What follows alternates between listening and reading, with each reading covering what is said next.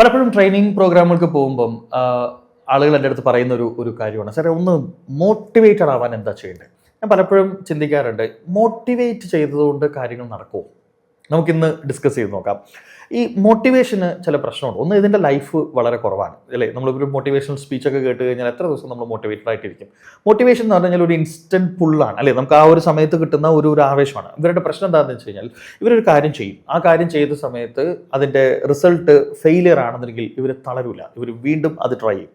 ഒന്നുവിടെയും വീഴും, തളരില്ല, വീണ്ടും ട്രൈ ചെയ്യും, പിന്നെ അത് വിട്ടളയും. ഈ മോട്ടിവേറ്റഡ് ആയിട്ടുള്ള ആളുകൾ നെഗറ്റീവായി കഴിഞ്ഞാൽ ഭയങ്കര പ്രശ്നമാണ്.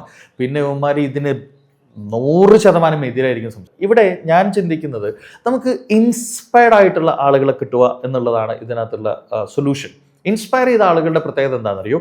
ഇവരൊരു കാര്യം ചെയ്യും, ആ കാര്യം ചെയ്യുമ്പോൾ അതിൻ്റെ റിസൾട്ട് ഒന്നുകിൽ ഫെയിലിയർ ആയിരിക്കും, അല്ലെങ്കിൽ സക്സസ് ആയിരിക്കും. സക്സസ് ആണെങ്കിൽ പ്രശ്നം തീർന്നു.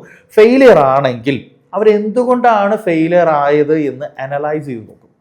ആ അനലൈസ് ചെയ്യുന്നതിൽ നിന്ന് അവർക്ക് മനസ്സിലാവും ഇന്ന കാരണങ്ങൾ കൊണ്ടാണ് ഇത് ഫെയിലിയർ ആയത്. അപ്പോൾ അതുകൊണ്ട് അവർ അതിനുള്ള അഡ്ജസ്റ്റ്മെന്റുകൾ അതിനകത്ത് നടത്തും. ഈ കാര്യങ്ങൾ ചെയ്തതിന് ശേഷം, അത് അഡ്ജസ്റ്റ് ചെയ്തതിന് ശേഷം അവർ വീണ്ടും റീട്രൈ ചെയ്യും.